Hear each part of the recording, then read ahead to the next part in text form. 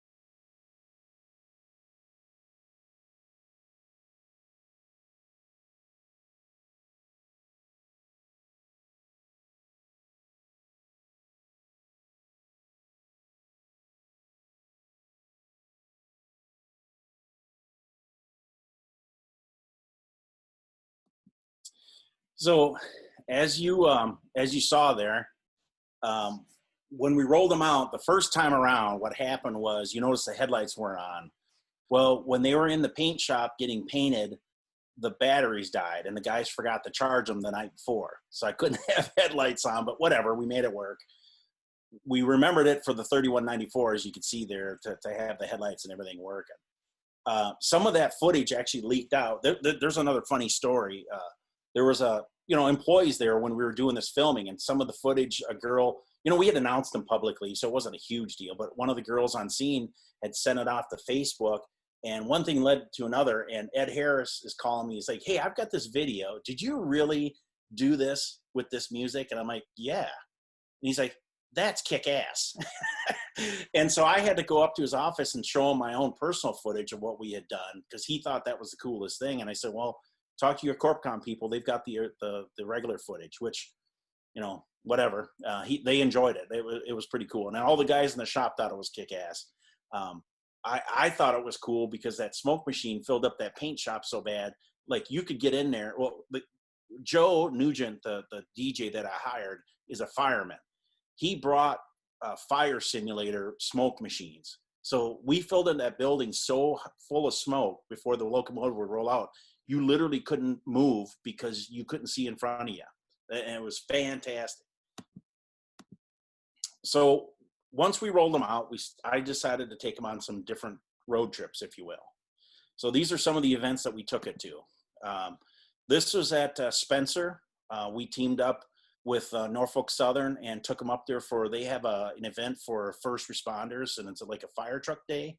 So this was the first time that the two 911s were together. And then, I just took the 1776 along just for shits and grins. But we posed them that afternoon for photos with the Norfolk Southern people. And that was a blast. This was a fun day. Hot, but fun. This was in Waycross, Georgia. The state heard that we were going to do a photo shoot, and next thing you know, our corporate governance is like, the state troopers want to know if they can get some photos taken. Like, yeah, come on down. So they brought two state troopers down with their two cleanest cars, and we did a bunch of different photos with them, with these two guys. They were like little school kids. It was fantastic. We took them to Erie, Pennsylvania. This is when we were getting pulled in by the East Erie Connecting, which is the little railroad that serves it's Wabtec now, but the old GE facility. And hang on a second. I see what's going on here. I am missing a couple of them. This was an event where the first cav was deploying overseas, and we pulled these two out. This is in what's known as Blount Island here in Jacksonville. We pulled a couple of the trains in for this deployment of the first cav to go to the port, and then the U.S. military. This was really cool. Our corporate governance got a request from a general. I don't know how many stars or whatever. There was a general in the Pentagon that had heard about our locomotives, obviously a rail fan. I don't know who his name was. He wanted to know if he could have these locomotives for these deployment of the first cav. So I'm like, yeah, no problem, because I was selfish. I kind of wanted to get the photos because it was going to be really cool. And he wound up not being able to make it, but he sent one of his top colonels down who I think was a closet rail fan. He didn't come out and say it, but he was all into this. He just thought this was the coolest thing ever. And again, we built some goodwill with the U.S. military, and in this case, the U.S. Army, which was cool because I'm ex-U.S. Army. And then, we moved all this equipment down to Blount Island. This is again, going back to GE, to the East Erie Connecting, when we were pulling them in there. This is the famous transfer table. If you ever go to the erecting shop at Erie, that they move all the brand new locomotives on. This is when we were moving the 1776 into the main building. This was essentially a homecoming. These locomotives were built here in this building off to the left there that you see. This is in the erecting shop. These employees that are standing in front of it are all former veterans of various branches of the military. The cool part about this, when we had them there, was two different things. Number one, we had some of our rebuilds getting rebuilt in there, and I'll show you a photo here in a second. So there's actually some CSX locomotives in there for getting redone. But then if you look way back in the shop, is the electric locomotive that they're building, the battery powered GE, which I got to see up close and everything. A very neat concept. We'll see if it works, but it was really, really kind of neat. And here again, these guys were so jazzed about this. This was the gantry crane that moves and picks up locomotives in the shop. And yes, I said that correctly. They pick up a 210-ton locomotive and move it with a crane. They gave me full access to it. I had got the operator. Here's your camera. Go up there, climb up there, and I could go back and forth. I could tell them forward, backwards, do whatever I wanted to get the photos. It was fantastic. Here's when we got the 911 in there. There's one of our fresh rebuilds in the forefront of the screen there, getting redone. Right, obviously going more work to do, but then I had to go to the paint shop, and then other ones being built back there. But these 3 locomotives that I selected were all built in this building. We get done with that, and this is the famous, now it's WebTech, but it was the GE training facility that you see a lot of photos, builders photos at, and we parked them out there. Again, I had no idea who called them, but next thing you know, the Pennsylvania state troopers show up, and they show up with this whole contingent of cops. And I thought, okay, great, I'm going to finally get arrested for, a lot of stuff I've done with Marshall and Bill through the years. But it turns out they just wanted their photos. So these guys wanted, we didn't have the best light, but we made the best of it and did the stuff with them. And they were just like kids in a candy store. This is when we took the 3192 or 3194 and rolled it out at the B&O Museum. There's the famous round building. And then the city of Baltimore brought in their fire trucks and police people to pose with it. This is one of the tracks that we put them on. I alluded to earlier that we kind of had to do some work to, because it's not built for these, 210-ton locomotives. Here's one of the publicity photos that we did that we wound up not using. This is one of our engineers, James Moore. He works out of Russell, Kentucky. That's his son. And his kid was wearing that stuff. And I just said, pose. And I told our conductor up there on the train and just wave to him. And we're going to do some photos. The funny part is, and I've got photos elsewhere, but the conductor and the engineer on this move that we had to do these publicity photos with were former military, but they were so excited about this move. They both dressed like in their really, really good clothes for work, but also like matching. It was kind of comical because they were so excited about what they were doing. Here's some other fun things that I've done through the years.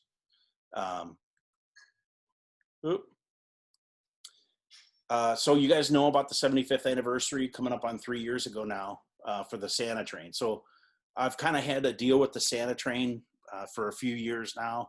Obviously don't have to deal with it this year because we had to postpone it for the COVID.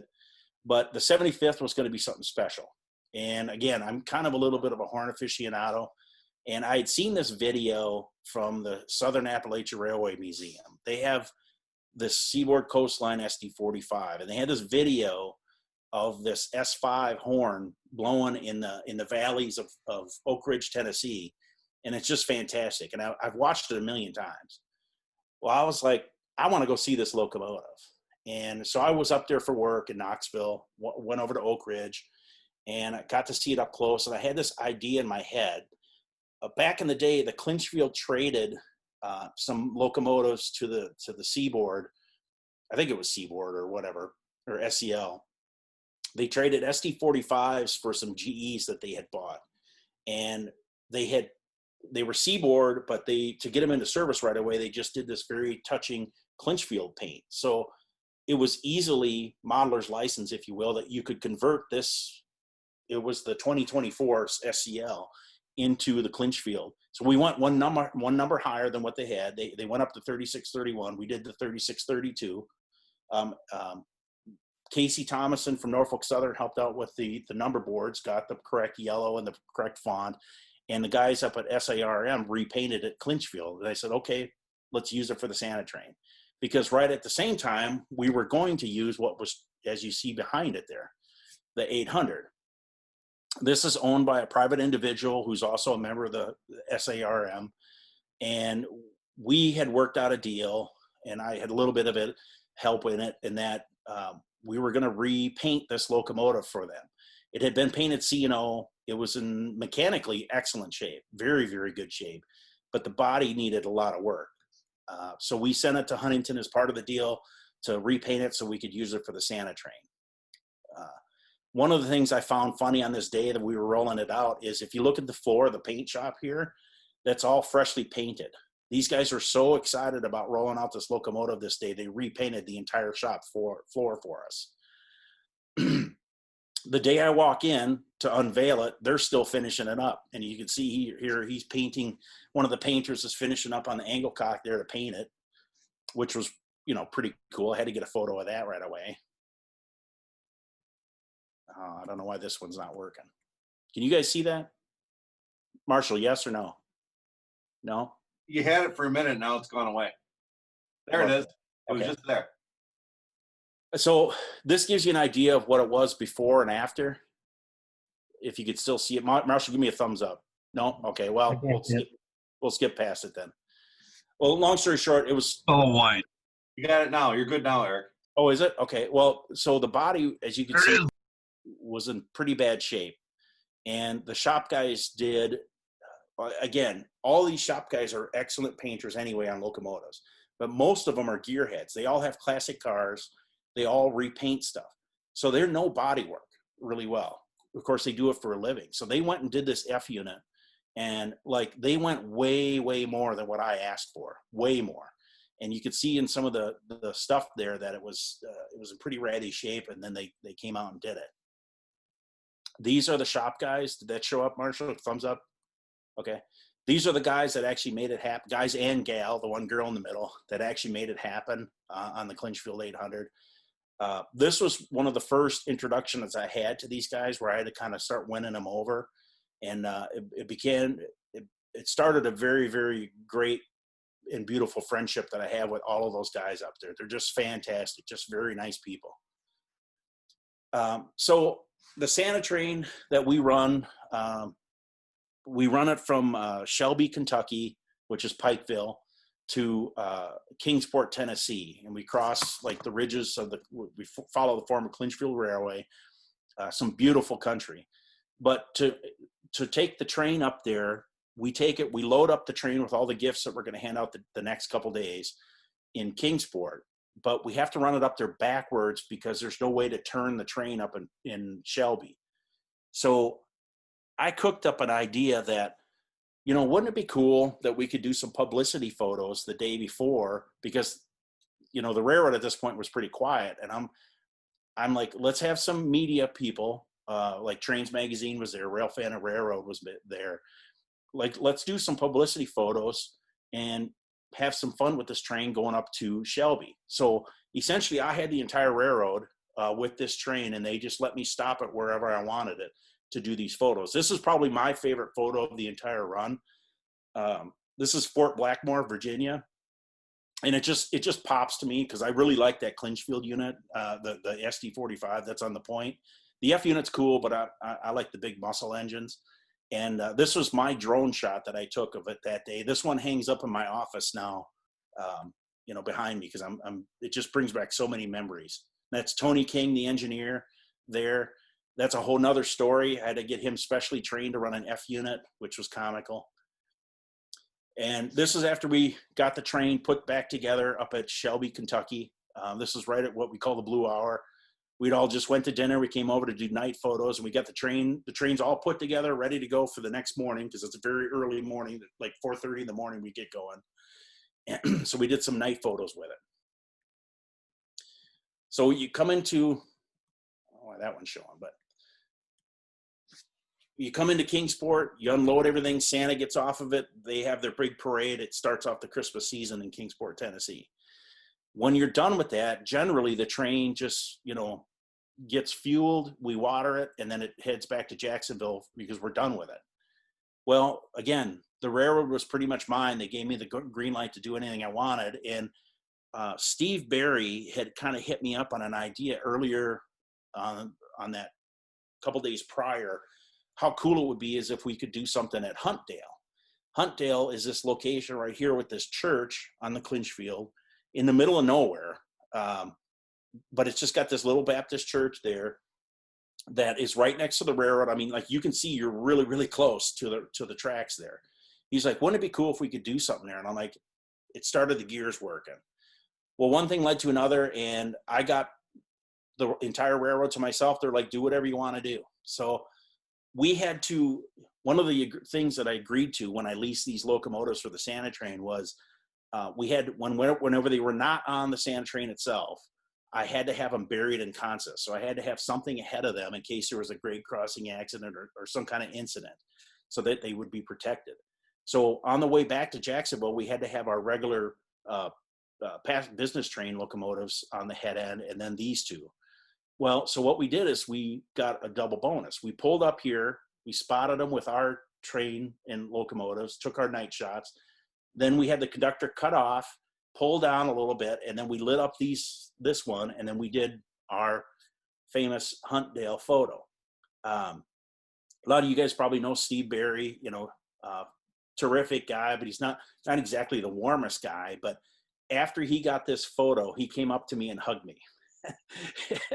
And I knew I couldn't top it. I could not put any more cherries on top of this Sunday, because even to myself, I still amazed that we pulled this part off, because I didn't think I'd get it. And of course we made his dream come true. So the C&O 7534 was a locomotive that we donated and painted to the C&O Historical Society in Clifton Forge. This is eventually it should run.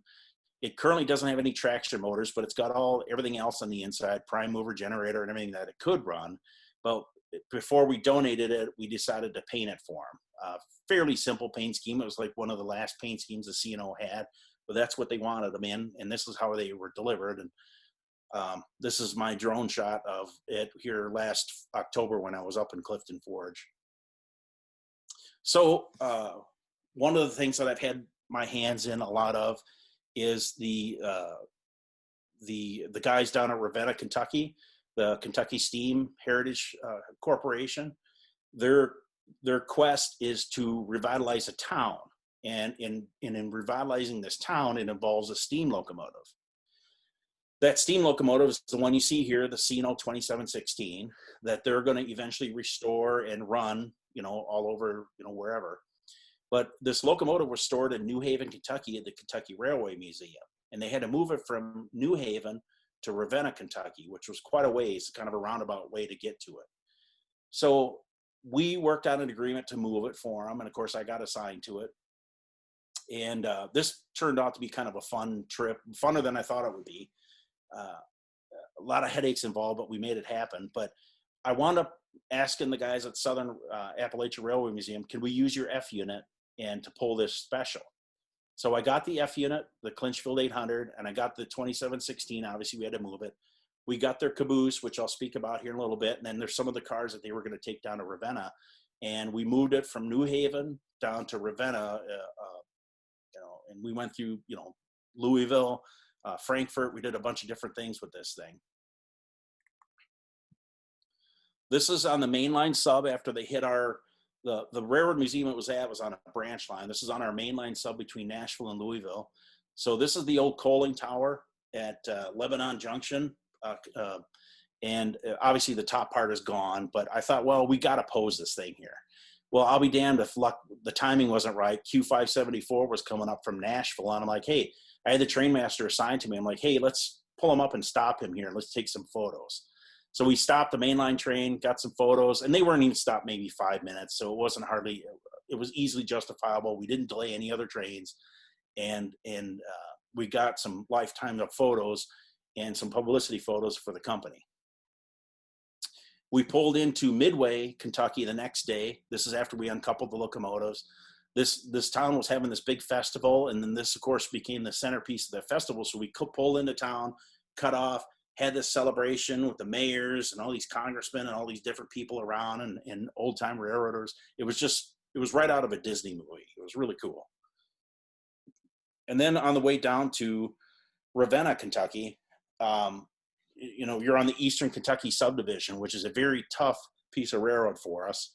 It's currently quasi-idled. It's not really active. Of course, serves a lot of coal mines that have gone under, but they have these massive bridges, tunnels, and big grades down there. So I took a couple spots where we had these big bridges and we posed the train out there. And this is obviously a drone photo.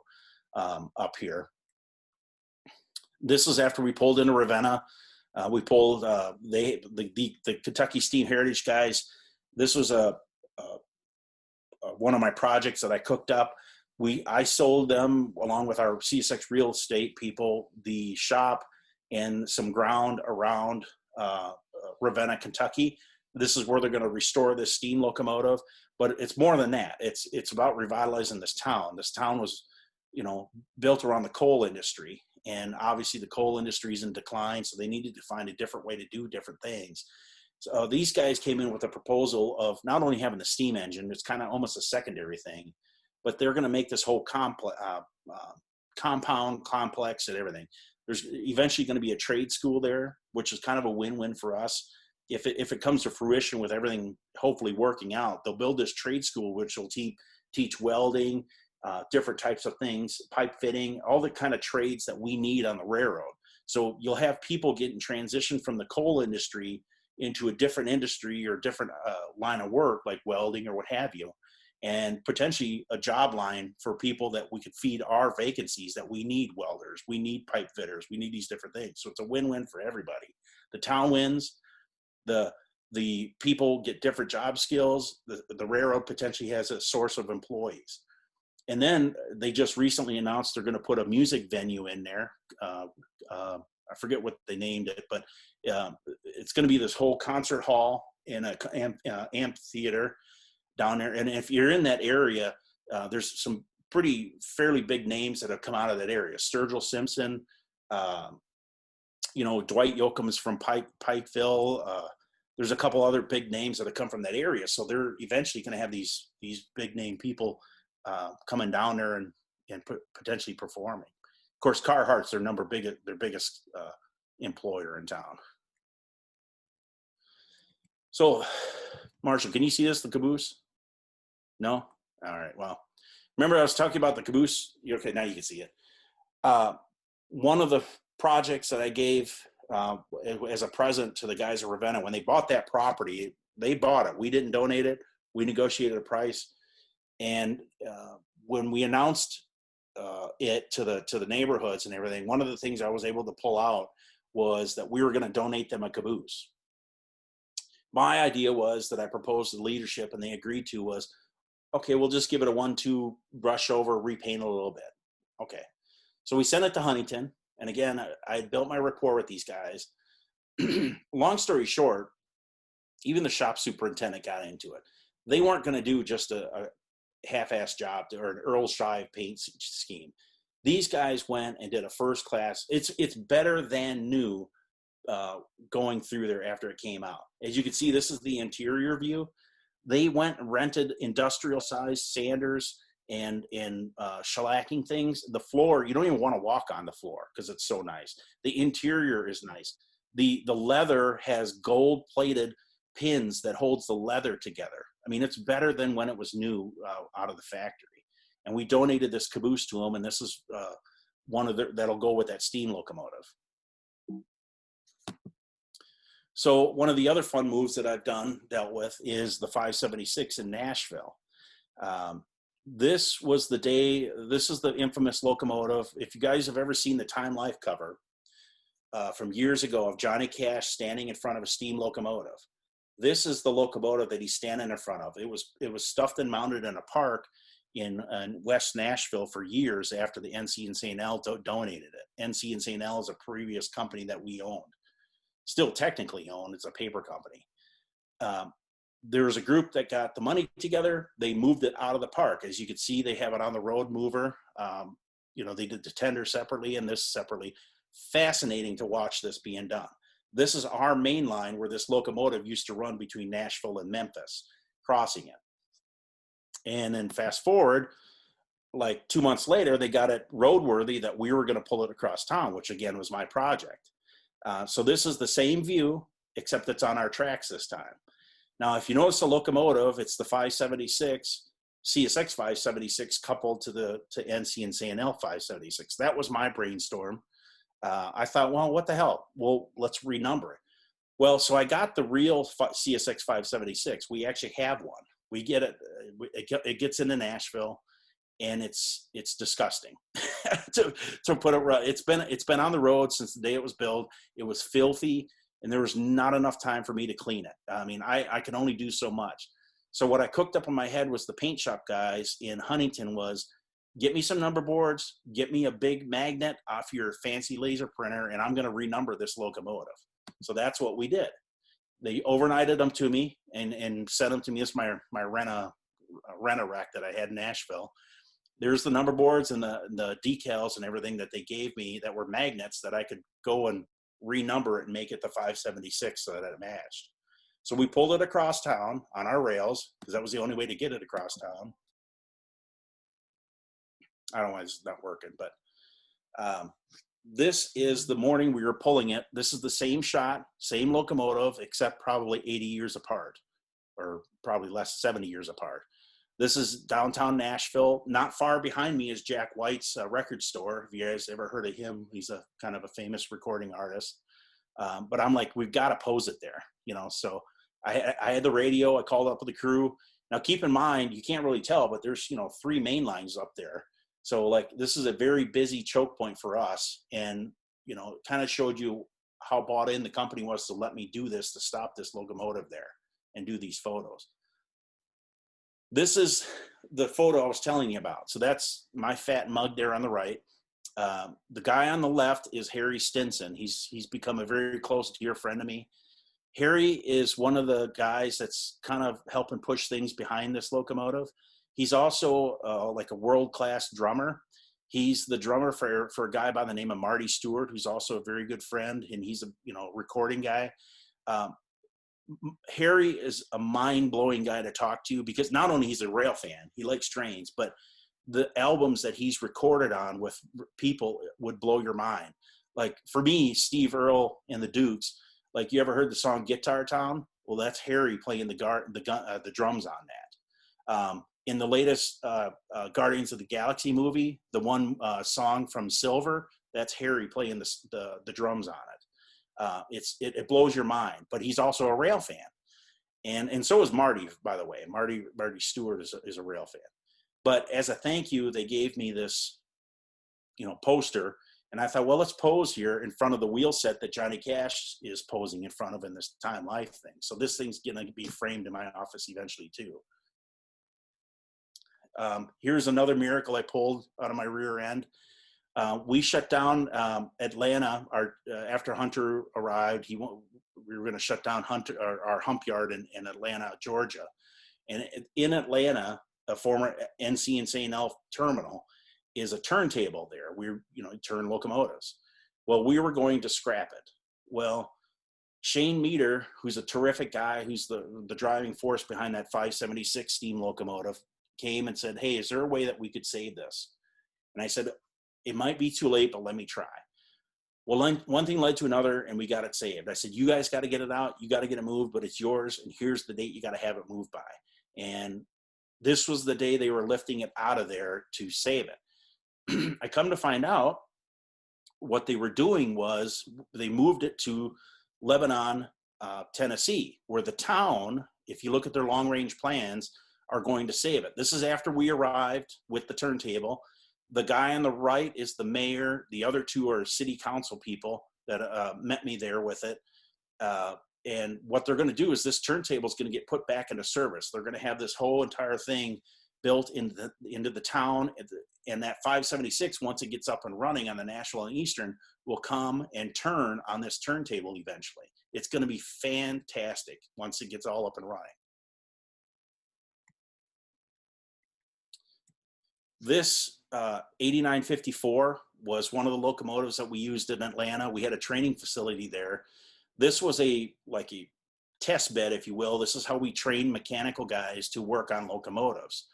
It's a former ST45-2, and this was slated to be scrapped. And I wound up getting it saved.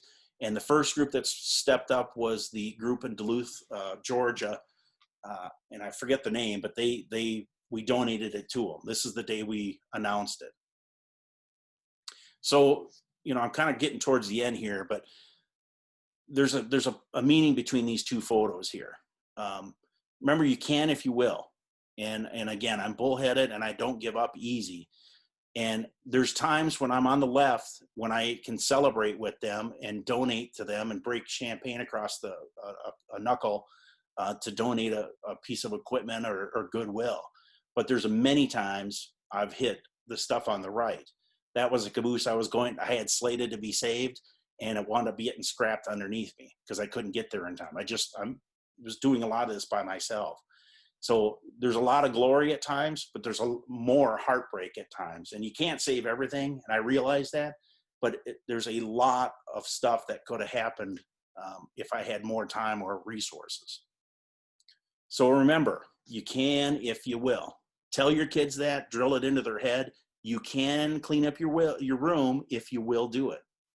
You know, you can if you will. And there again, that's the end of it. That's my normal duties on the back of her business train. So that's, somebody got a photo of me with we had the UP business train on us, and that's me out to the left. And from that, I'll take your questions. First of all, before we do, Eric, I want to say thank you for your wonderful presentation here tonight, and I'm gonna applaud for you, and I hope everybody else will also join me in applauding, and tremendous amount of effort documenting some of the many successes that you've had on the railroad rail fans love to hate. Nicely done, Mr. Hendrickson. Good job. Let's open. I'll put this on for everybody. Let's open it up for questions. There must be 1,000 of them. Yeah, good stuff, Eric. Thank you. Hey, Eric, you want to touch on a little bit of the stuff you did for the Illinois Rail Museum? I know that hasn't been covered, but I mean, yeah, documented right here. But something you that's actually one of the photos that didn't show up. So we own a railroad. We own a lot of different railroads that people don't know about, but we own TTI Railroad, Trans-Kentucky Transportation Incorporated. It's a CSX company, wholly owned subsidiary. And, you know, the company died because of the coal. It was reliant 100% on coal.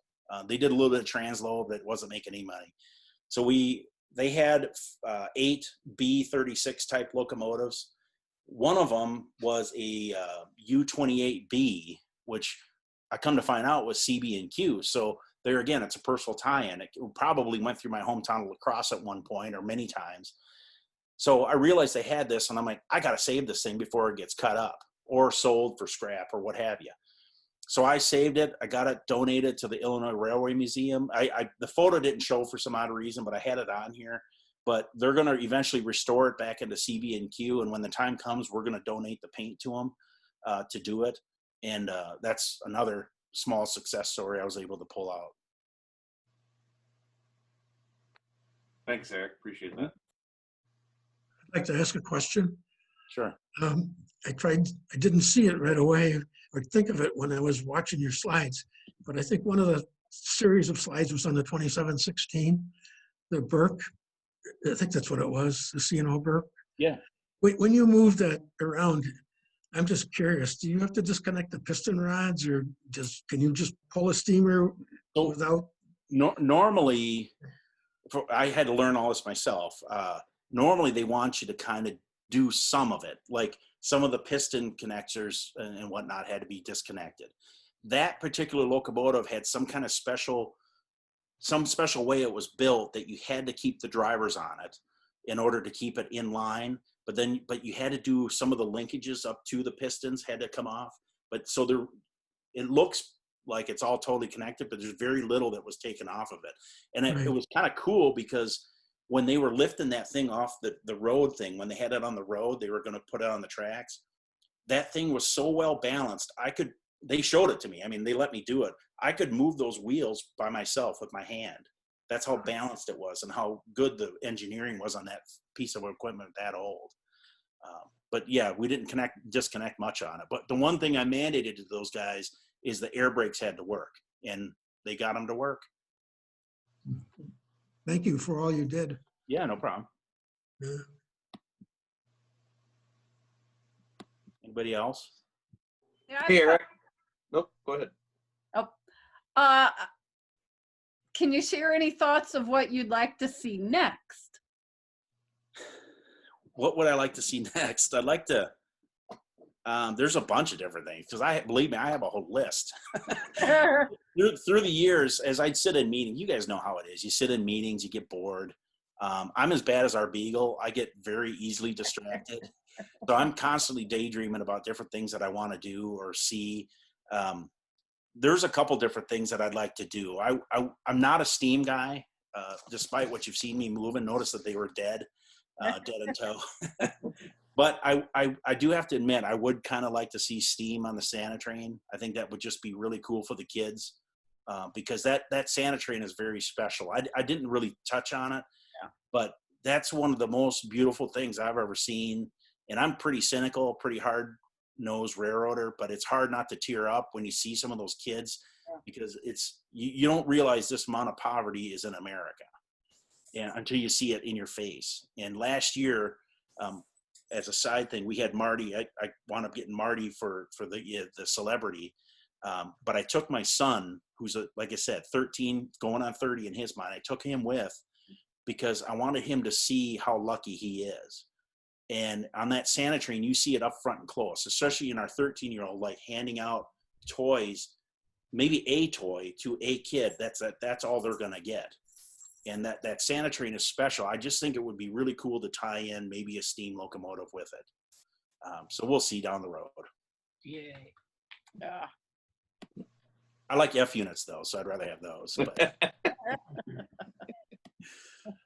Who's next? Hey, Eric, can you hear me? This is Steve Yeah. up in St. Paul. Hey, baby.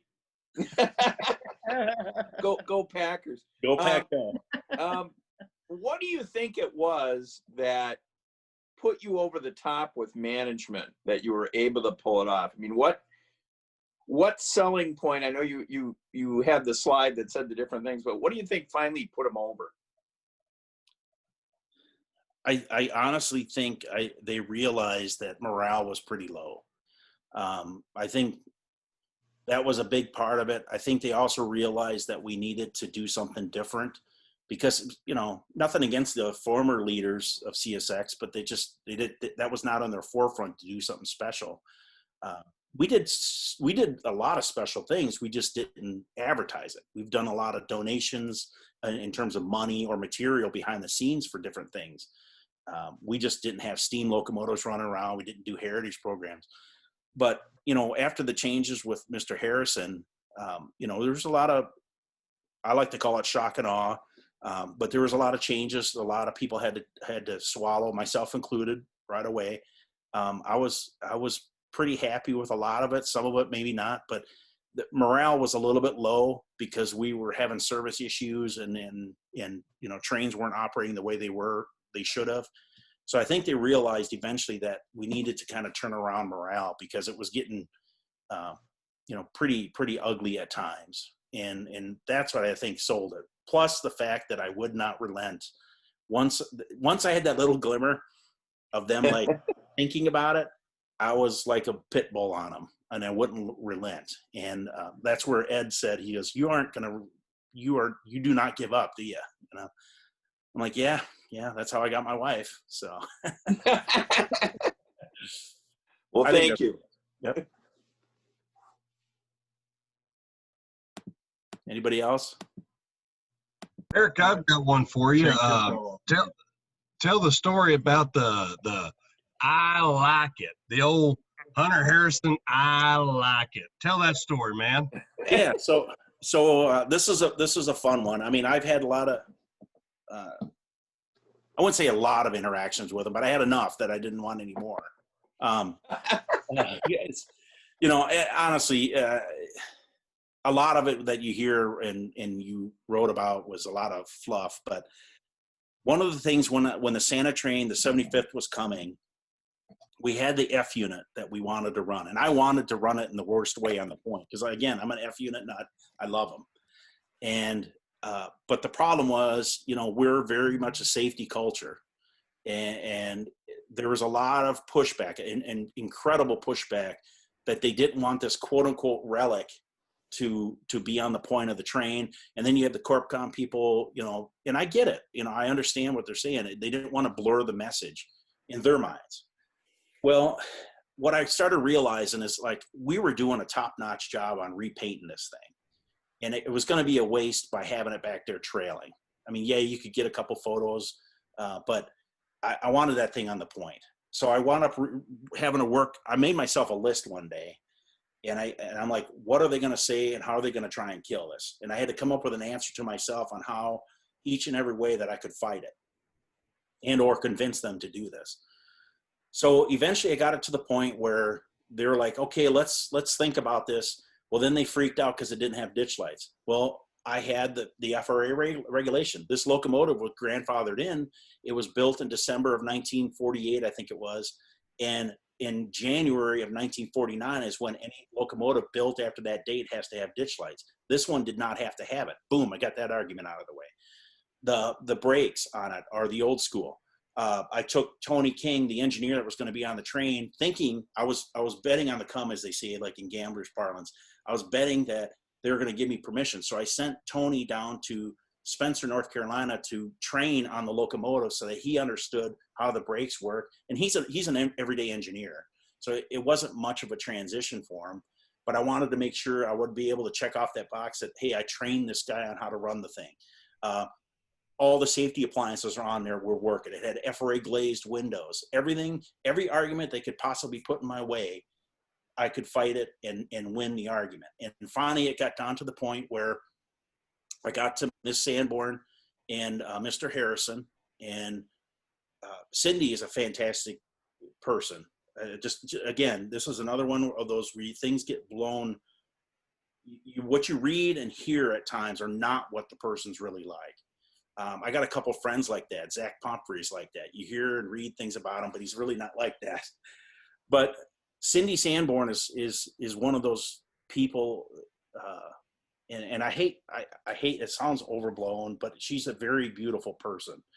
She has a heart and she realizes things at times. Can she flip the switch and be a business person? Yeah, that's her job, and she's got to be the bad guy. But she was like, okay, you've convinced me. Let's take it to him. And so, and by him being Hunter. So we ran it up to, and keep in mind, this is in the turmoil of 2017 of taking over. Everything's in I wouldn't say chaos, but it was a little bit like hectic. And his time was very, as we come to find out, limited. But long story short, he's like, I don't care. I like it and I want it. And that's when I got the green light and the official go of putting that F unit on the point of the business train or the Santa train. So yeah, Hunter maybe not was he was a rail fan because of the money, I'm sure, but you could tell he was sentimental towards it. And he had some of the posters. We made up special posters for that train that year, and he had those. He got a set of them. So, he wasn't.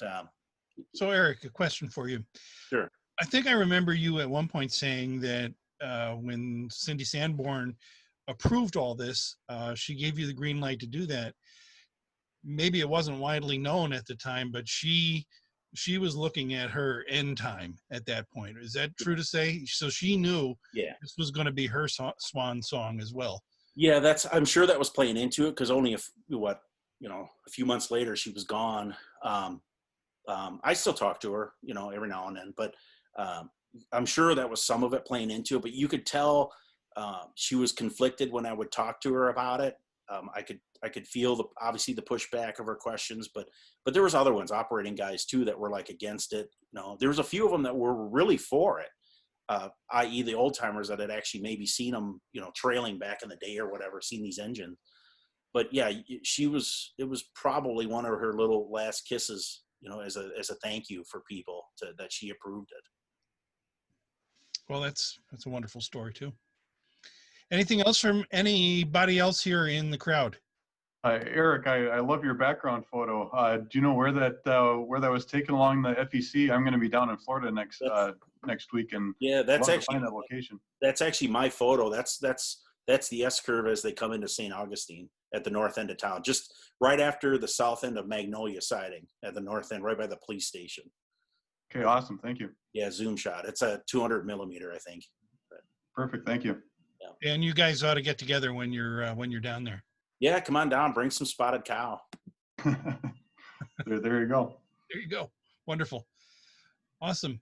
Just want to remind everybody, this is the regular monthly meeting of the Wisconsin chapter of the National Railway Historical Society.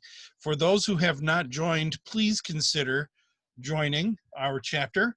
You'll find the joining information at our website, www.nrhswis.org. You can join our chapter for $20, join the national for $50. Those are two separate transactions. And you don't have to join the national to join to support our chapter.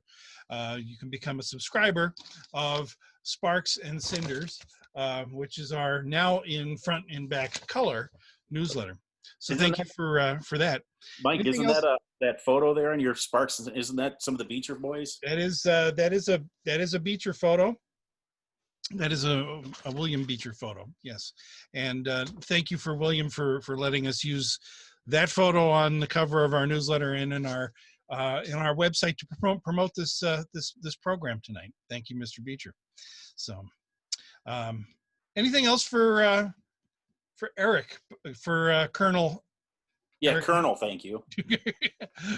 Is there any chance that CSX would be interested in doing heritage units like Norfolk Southern and CN? There's always a chance we'll do something, but I don't think it's in the immediate future. I've run some ideas by them for some other special stuff prior to doing anything heritage, so I'd like to see that stuff come to fruition first. But I'll never say never, but it'll be a long ways off yet. But keep in mind, in something, foreshadowing, I mean, the 200th anniversary of the B&O is coming up in 2027. So don't be thinking that we are not planning or ready for that. I'll leave that with you. Mr. Hendricks? Yeah. 2 points. Number one, I got a beagle of my own sitting behind me here, but she doesn't, she's not as active as yours, it sounds like. Normally this beagle just sits here, but tonight she freaks out on me. Okay, just to let you know, I picked up online here, just randomly more or less, Progressive Railroading's photo. It's official photo of retirement for Ed Harris is in the foreground of 1776. Yep. Yeah, Okay? I believe.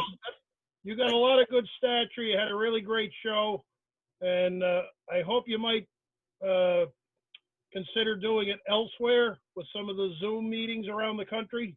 Yeah, I probably will, because like I said, this was supposed to be for the train's anniversary thing, but I wound up mixing it up a little bit. But there's some more parts I want to add, because one thing I didn't add was the idea that our internal people came up with versus what I came up with. And that was pretty shocking, but that's for down the road. Very good. Thank you again, everybody. Thank you. It was amazing to see all the wonderful comments streaming through during the chat. This presentation will be edited and put on our chapter's YouTube site here within a couple days or whenever I get around to it. So we'll chop out the part about the beagles and so forth, but or maybe we'll leave that in. Very good. Any last items from any of our members or our guests here tonight? Hey, so a lot of people are asking questions on the macro scale. You mentioned twice about renumbering units. What sort of like back-end paperwork do you have to do? Do you have to file with the FRA too and stuff like that? And by the way, I'm actually wearing a Dr. Strangelove shirt here. You had a nice. thing to that at the beginning, so very cool. Very nice, yeah. Yeah, it's a lot more complicated than what I thought it was going to be. Again, sometimes I'll bite off more than I can chew when I come to doing something, and we wound up having to file with the FRA. You got to file it under UMLR, that the National trademark thing. You got to file it a bunch of different places. You got to change a bunch of different things. One of the things I thought was kind of funny a little bit until it got stressful was like we had to get GE to reload the locomotive computers because all the numbers on the computers in the locomotive have to read 1776 because it's got to jive with the PTC and the trip optimizer and DP stuff. They wound up struggling for like 3 days with it. And we had this event where coming up and I'm like, they're not going to get this fixed. And I'm like, how do they not know their own locomotives? Well, it was a lot more difficult than what I thought because it was all these different systems trying to talk to each other. And to get it all cleaned out, that it was the 3112 and put back in that it's a 1776 was a lot more work than I thought it would be. But yeah, there's a lot of paperwork behind the scenes, and the mechanical people who became friends, some of the clerks and or managers in that part of the world helped me out tremendously because I had no idea what I was doing. Well, Mike and Eric. Yeah. Hey, Mike, you know, we have a national convention coming up here pretty soon. Those would be really nice in Milwaukee, especially from a retired law enforcement officer. So. Yeah. Well, that might be, let's see if we can get, CSX does not have a presence in Milwaukee. I know they don't, but you know. Well, buy a line up here, Eric, and then we want to bring your units up here for the national. Well, here's something we actually kind of do. I actually benefit out of it. One of our number one supplier for our hump retarders and equipment for hump yards is in Oak Creek. And they hooked me up, a couple times with some really neat swag from the Packers because they've got a suite from the Packers up there. And I'm like, wow, you're based in Milwaukee. How cool is that? Do you know the Packers? And they're like, oh yeah. And I'm like, all right, Uncle Eric likes the Packers, But yeah, so we do have a little tenuous thing. But back to the part about bringing them elsewhere. One of the things two things that I had that got scuttled because of COVID. Number one was scale trains. They make model train stuff in HO and N. They just came out with these locomotives in HO scale. When we worked with them to make sure they were accurate, we were going to unveil them with the locomotives in St. Louis. I guess there was a big model railroad convention or something. It was supposed to be, yeah. It was canceled. We were going to unveil them with the real locomotives there, but we couldn't because of COVID. Number two, we had cooked up and we had the beginning stages of, and I'm still going to work on it, but in Richmond, Virginia is the famous triple level bridge. Our two railroads up on top and then Norfolk Southern on the bottom. While I had it working, we would have a Norfolk Southern veteran unit on the bottom. We'd have the Amtrak veteran unit in the middle and then the 1776 up on top. That was something that got scuttled because of COVID. And that was something I was trying to start getting working that we could, open that up to the public, sell tickets, and then the money goes to First Responders Fund. But that all got scuttled. But you never know. Maybe down the road I can pull it off.